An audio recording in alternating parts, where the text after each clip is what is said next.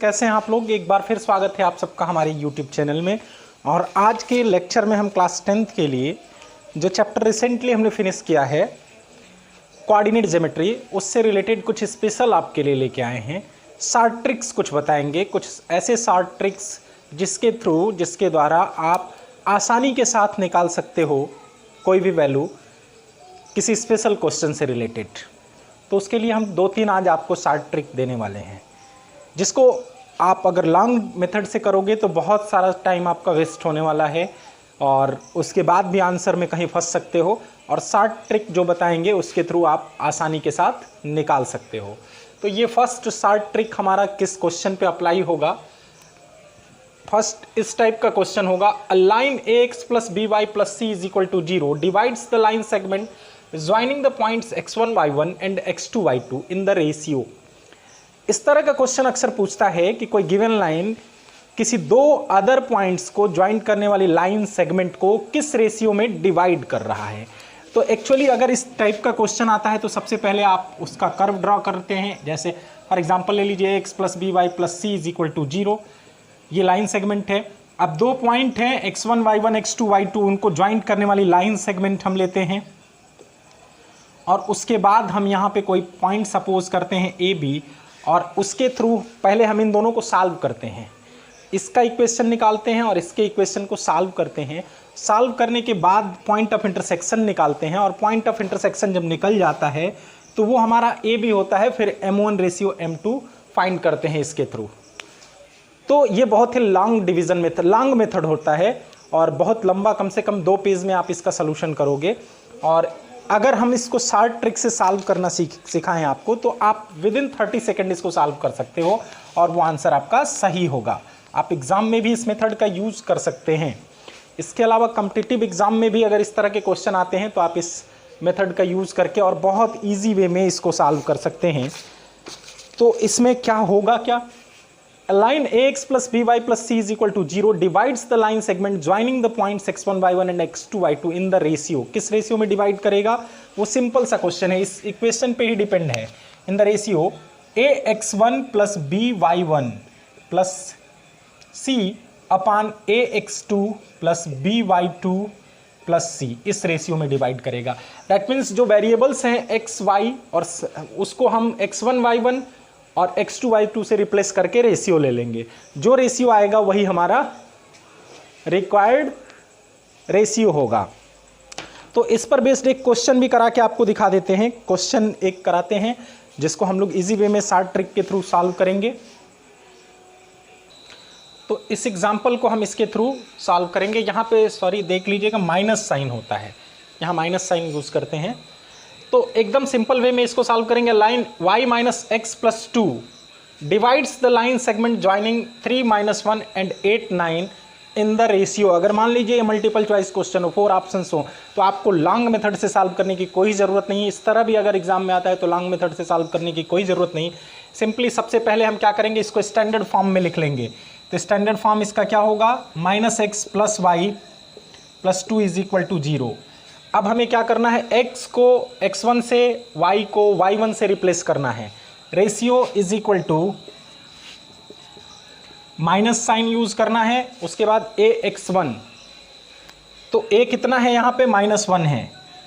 -1 into x के जगह पे x1 रखेंगे, कितना आया 3, प्लस b कितना है यहाँ, y का कोफिशिएंट 1 है, y1 कितना है -1, प्लस c कितना है यहाँ 2 अपॉन ax2 -1 इंटू x2 कितना है 8, प्लस b1 है, y2 कितना है 9, प्लस c। ये आया हमारा फाइनली -3 -1 + 2 अपॉन -8 + 9 + 2। ये हुआ -4 + 2, यह आया -2 upon 9 × 11 - 8 3, minus of minus plus हो गया 2/3। Hence ratio = 2:3। देखिए आसानी के साथ हमने विद इन 30 सेकेंड इसको निकाल लिया, या मैक्सिमम 1 मिनट में हम इसका आंसर निकाल सकते हैं। तो इस टाइप के कहीं भी क्वेश्चन आए तो आप इस मेथड को यूज़ कर सकते हो, इस शॉर्ट ट्रिक को यूज़ कर सकते हो। तो स्टूडेंट्स अब दूसरा शॉर्ट ट्रिक हम लोग सीखते हैं जिसका बहुत ज़्यादा यूज़ है। X axis divides the line segment joining x1 y1 and x2 y2 in the ratio -y:1 अगर x एक्सिस से कोई पॉइंट डिवाइड हो रहा है, दो लाइन सेगमेंट, दो पॉइंट को ज्वाइन करने वाला लाइन सेगमेंट, तो उसका रेशियो डायरेक्ट हम लिख सकते हैं -y1:y2। x एक्सिस से डिवाइड हो रहा है तो, and y axis divides it in the ratio -x1:x2। अगर x एक्सिस डिवाइड कर रहा है तो y1 लिखेंगे, और अगर y एक्सिस डिवाइड कर रहा है तो -x1:x2 लिखेंगे। मीन्स जिस एक्सिस से डिवाइड कर रहा है उसका अपोजिट हमें कोऑर्डिनेट लेना है। x एक्सिस से डिवाइड कर रहा है तो y1:y2 ले लेना है, बस जो कोऑर्डिनेट दिया है ऑलरेडी, आपको कोई सॉल्व नहीं करना है। For example, the ratio in which x axis divides the line segment joining 2, -3 and 5, 6। अब हमें ये देखना है कौन से एक्सिस से डिवाइड हो रहा है, ये x एक्सिस से, तो किस रेशियो में डिवाइड होगा ये डायरेक्ट हम आंसर लिखेंगे। रेशियो इज -y1 कितना है, -3:y2 6, दैट इज 3:6। सिंप्लीफाई करेंगे तो ये किसके इक्वल हो जाएगा, 1:2। 3:6 का मतलब 3/6, और वो हो गया कट के 1/2, दैट इज m1/m2 हो जाएगा यहाँ 3/6, -3/6 that is 3/6, 1/2, hence ratio is 1:2। Simple, मुझे लगता है ओनली 20 सेकंड में आप निकाल सकते हो। इस टाइप के क्वेश्चन आपके एनसीईआरटी में भी गिवन है। जैसे एक हमने एग्जांपल आपको एज एग्जांपल यहाँ पे दिखाता हूँ, एक्सरसाइज 7.2 का क्वेश्चन नंबर 5, जिसे आपने लॉन्ग मेथड से पहले किया हुआ है, हमने भी सॉल्व किया हुआ है। अब ये क्वेश्चन अगर आता है और इसको बहुत कम टाइम में आपको करना है तो ये शॉर्ट ट्रिक यूज कर सकते हो। Find the ratio in which line segment joining 1, -5 and b -4, 5 is divided by the x axis. कह रहा है x एक्सिस से डिवाइड हो रहा है, तो रेशियो इज इक्वल टू क्या हो जाएगा, रेशियो इज इक्वल टू होगा हमारा -y1 that is -5 upon 5 y2, y1 upon y -y1/y2 या -y1:y2। तो ये 5/5 1:1, रेशियो हो गया 1:1। इसका आंसर भी आया है 1:1। इसी तरह से y एक्सिस से कहता तो -x1 रेशियो x2 कर लेते। जैसे अगर y एक्सिस से इसका पूछता तो हम लिखते -1/-4 दैट इज 1:4 आ जाता, अगर y एक्सिस से डिवाइड होने को पूछता तो। बट यहाँ पूछा गया है किससे, x एक्सिस से। तो इस शॉर्ट ट्रिक का यूज करके बहुत सारे क्वेश्चंस आप सॉल्व कर सकते हो। अब थर्ड शॉर्ट ट्रिक आपको बताने चल रहे हैं। तो हमारा थर्ड शॉर्ट ट्रिक जो है वो है 3 vertices, if 3 vertices of parallelogram ABCD are given, then fourth vertex D is equal to A minus B plus C। बहुत सिंपल वे में अगर 3 vertices given हो तो फोर्थ वर्टेक्स को हम बहुत इजी वे में सिर्फ इस शॉर्ट ट्रिक के through with in 30 second find कर सकते हैं। For example 3 vertices of parallelogram are given, then fourth vertex find करना है हमें, क्या, फोर्थ वर्टेक्स। तो फोर्थ वर्टेक्स का कोऑर्डिनेट क्या होगा, A minus B plus C, means A 2 है, x coordinate -b plus c, और y कोऑर्डिनेट में -1 A minus B -0 plus c, that is ये कितना हो जाएगा, 4 2 6 -1 5 हो गया, और ये 3 -1 2 हो गया, 5 2। देखिए विद इन 20 सेकेंड हमने इसको फाइंड कर लिया, और इस तरह से हम कोई भी क्वेश्चन सॉल्व कर सकते हैं। A minus B plus C, तो 2 - 1 + 4,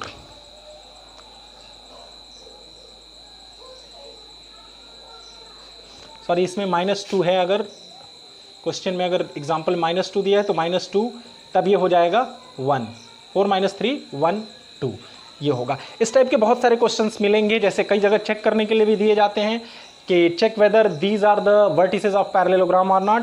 तो पैरेललोग्राम के कंडीशन में आप रख के चेक कर सकते हो, अगर सेटिस्फाई कर देगा फोर्थ तो आप आसानी से लिख सकते हो इट इज़ अ पैरेललोग्राम। अब हम एक और शॉर्ट ट्रिक पढ़ेंगे। तो लास्ट हमारा शॉर्ट ट्रिक है, if the mid points of 3 sides of a triangle ABCR DEF then a is equal to E plus F minus D, B is equal to F plus D minus E, C is equal to D plus E minus F. यानी cyclic order में लेना है। अगर a ले रहे हैं तो d को छोड़ दीजिए, ई प्लस एफ माइनस डी करिए। b ले रहे हैं तो डी ई को छोड़ देंगे f, यानी जब इसका फर्स्ट ले रहे हैं तो इसके सेकंड से स्टार्ट करेंगे, इसका सेकंड ले रहे हैं साइड वर्टेक्स तो थर्ड से स्टार्ट करेंगे, एफ प्लस डी माइनस ई। थर्ड ले रहे हैं तो फर्स्ट से स्टार्ट करेंगे, D plus E minus F. बहुत ईजी ट्रिक है, इसके थ्रू भी आप बहुत कम समय में सॉल्व कर सकते हो। जैसे अगर मिड पॉइंट्स का हमें पूछता है कोऑर्डिनेट निकालना तो हम बड़ी आसानी के साथ निकाल सकते हैं, x1 plus x2 upon 2, y1 plus y2। यहाँ ऑलरेडी मिड पॉइंट से बने हुए ट्रायंगल का ही गिवन है ये कोऑर्डिनेट। अब हमें निकालना है क्या, ओरिजिनल ट्रायंगल जो है, बड़ा वाला ट्रायंगल। फॉर एग्जांपल मान लीजिए ये ABC है और DEF ये हैं ट्रायंगल्स साइड्स के मिड पॉइंट। तो हमें DEF गिवन है, ABC का निकालना है, तो हम इस सार्ट ट्रिक का यूज करेंगे और आसानी के साथ निकाल सकते हैं। देखिए कितना इजी वे में हम निकाल सकते हैं। मान लीजिए ये D है, ये E है, ये F है।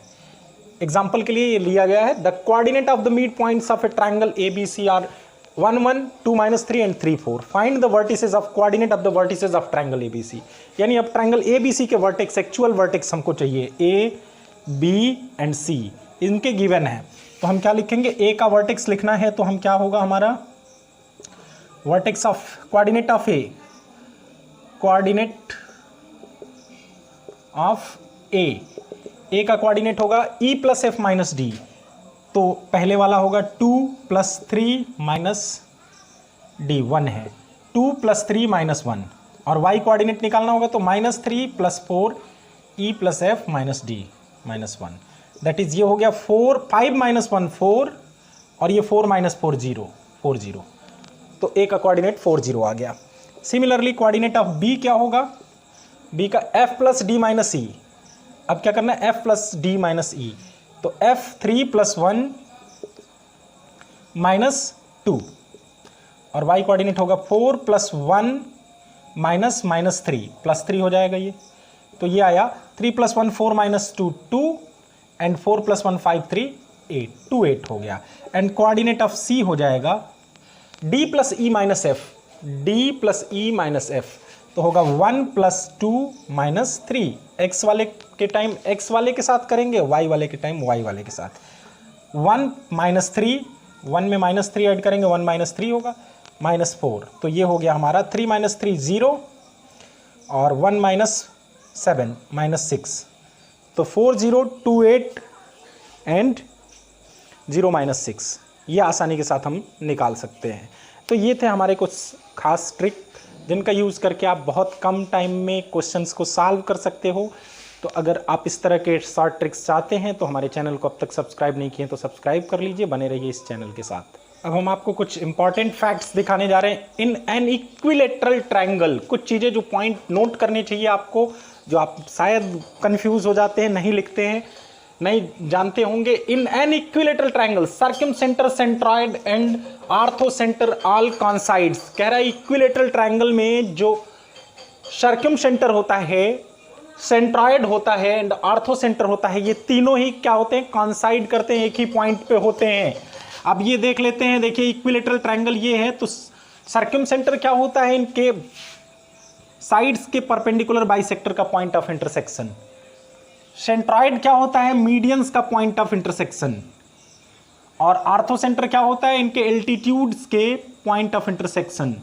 ये तीनों एक ही पॉइंट पे होता है इक्विलेटरल ट्रायंगल में, कॉन्साइड करता है। सिर्फ इक्विलेटरल ट्रायंगल में ऐसा होता है, बाकी सब में डिफर करता है। सेकेंड पॉइंट जो आपको नोट करना चाहिए, mid point of hypotenuse of a right angle triangle is equidistant from the vertices of the triangle and it is circumcentre of the triangle. किसी भी राइट ट्रायंगल में जो हाइपोटेनस होता है उसका मिड पॉइंट ऐसा पॉइंट होता है जिसकी डिस्टेंस हर जगह से, हर वर्टेक्स से इक्वल होती है, और इसलिए ये क्या होता है, सर्कमसेंटर भी होता है। मीन्स एक सर्कल अगर इसको रेडियस लेके ड्रॉ कर दें, इसके मिड पॉइंट को सेंटर सपोज करके और किसी भी वर्टेक्स का लेंथ लेके, तो वो तीनों वर्टेक्स को टच करते हुए जाएगा। तो ये बात आप ध्यान रखिएगा। राइट ट्रायंगल में जो हाइपोटेनस का मिड पॉइंट होता है वो क्या होता है, सर्कमसेंटर होता है, और वहां से तीनों वर्टेक्स के डिस्टेंस इक्वल होती है। दैट इज ये भी कह सकते हैं आप कि जो राइट ट्रायंगल होता है उसमें सर्कम सेंटर किस पे लाई करता है, एक साइड पे लाई करता है, यानी